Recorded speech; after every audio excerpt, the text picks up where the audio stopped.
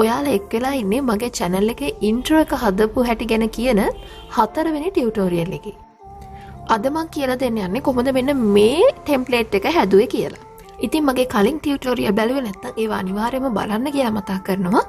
මොකද කියනවා නම් අපිට PowerPoint එකට vectors ගන්න හැටි, එතකොට ඒවා PowerPoint එකේ වැඩ කරන විදිහට හදන හැටි ඔක්කොම මම කලින් tutorial වල කතා කරලා තියෙනවා.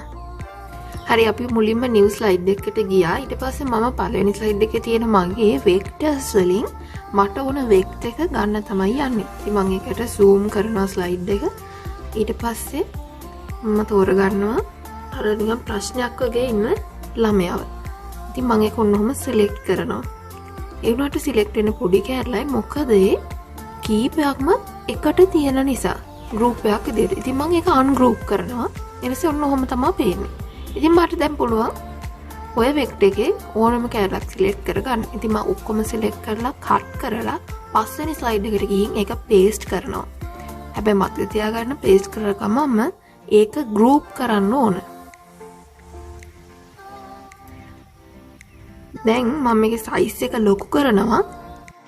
background color එකක් දාගන්න design වලට යනවා. ඊට පස්සේ format background click කරලා මම gradient fill එක දෙනවා. gradient fill කියන්නේ පාට කීපයක් තියෙනවා අපේ background. ඉතින් ඔයා මගේ channel එකට අලුත් නම් මතක් කරන්න ඕන මගේ channel එකේ කරන්නේ මේ වගේ video editing, ඒ වගේම animating videos හදන්නේ කොහොමද කියලා දෙන එක. ඉතින් අපි මේ වගේ tutorial එකක් දාපු ගමන්ම දැනගන්න අපිව subscribe කරලා ළඟම තියෙන bell icon එක click කරලා තියාගන්න. එතකොට අපේ updates ඔයාලගේ ළඟටම notification එකක් විදියට ඉක්මනට ගෙන්න ගන්න පුළුවන්. මම ආයෙත් මෙයාව ungroup කරන්න යන්නේ මොකද මට මෙයාගේ පොඩි වෙනස්කම් ටිකක් කරන්න ඕනේ පොත් බෑග් එකෙම අයින් කරලා. දැන් මෙන්න මෙතන තියෙන object එකක්. ඉතින් ඒක පේන්නේ නැහැ. මම ඒකට shape fill විදියට ඔන්න ඔය පාට දෙනවා. ඉතින් අනිත් ඒවාටත් මම තැඹිලි පාට දෙනවා. ඉතින් මේ ප්‍රශ්නයක් ආවා කියලා පෙන්වන්න තියෙන විදිය. හරි දැන් මට ඕන බෑග් එක පොත්තේම අයින් කරන්න. ඉතින් මම ඒවා වෙනම select කරලා ඒවා delete කරලා දානවා. හරි දැන් මම යන්නේ text box එකක් අරගෙන ඒකේ ප්‍රශ්නාර්ථ ලකුණ දාන්න. ඉතින් ප්‍රශ්නාර්ථ ලකුණ මම ලොකු කරගන්නවා මෙන්න මේ විදිහට. ඊට පස්සේ වටේ තියෙන චූටි ප්‍රශ්නාර්ථ ලකුණුත් මම මේ විදිහට text box එකකින් අරගෙන ඒ වගේ font style එක වෙනස් කරනවා. ඒ වගේ size එකත් මම වෙනස් කරනවා. ලොකු ප්‍රශ්නාර්ථ ලකුණ bold කරනවා. හරි අපි දැන් animation දෙමු. මම අපේ vector එක click කරලා ඒකට දෙනවා fly in කියන animation එක. ඉතින් මට එන්න ඕන පැත්ත මම හදා ගන්නවා from right කියලා දීලා effects options වලින්.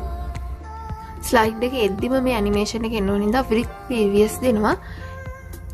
මම ප්‍රශ්නාර්ථ ලකුණට appear කියන in animation එක දීලා ඒක after previous දෙනවා. ඒක මම delay කරනවා පළවෙනි animation එකෙන්.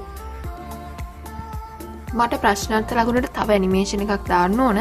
ඉතින් මම ඒකට add animation කියන තැනට ගිහිල්ලා on emphasis effects වලට යනවා. එතනදී මම තෝරගන්නේ wave කියන effect එක. ප්‍රශ්නාර්ථ ලකුණේ font style එක ආයෙ පොඩ්ඩක් මාරු කරනවා. පොඩි ප්‍රශ්නාර්ථ ලකුණ select කරලා අපි ඒකට animation එක දෙමු appear කියලා.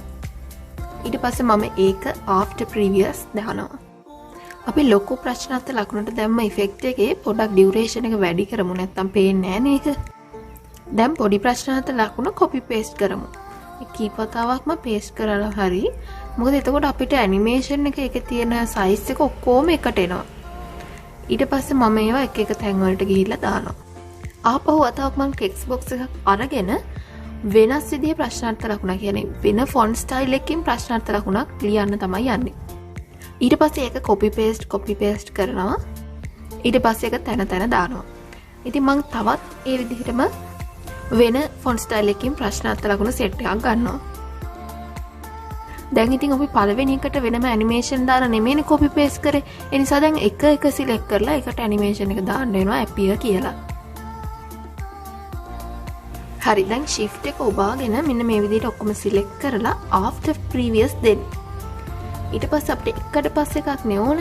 ඊට පස්සේ ආයෙම මුල ඉඳන් යටටම shift එකෙන් select කරලා delay එකක් දෙනවා තප්පරයක් ඔන්න ඔහොම විදිහට. දැන් නම් අපේ ඇනිමේෂන් එක හදලා ඉවරයි මේ ස්ලයිඩ් එකට. ඉතින් ඔයාලට play all කියලා ක්ලික් කරලා බලන්න පුළුවන් කොහොමද ඔයාලගේ ඇනිමේෂන් එක එන්නේ කියලා. හරි ඉතින් දැන් මෙන්න මේ විදිහට අපේ ඇනිමේෂන් එක එනවා. ඉතින් ඊළඟ ටියුටෝරියල් එකෙන් මම කියලා දෙන්නම් ඊළඟ ස්ලයිඩ්ස් කරේ කොහොමද කියලා. ඉතින් මේ වීඩියෝ එක ඔයාලට වැදගත් වුණා නම් වීඩියෝ එකට ලයික් කරලා ඔයාලගේ යාළුවොත් එක්ක ෂෙයා කරලා මතක ඇතුව අපේ channel එකට subscribe කරන්න. එහෙනම් ඊළඟ වීඩියෝ වලින් ආයෙ හම්බෙමු.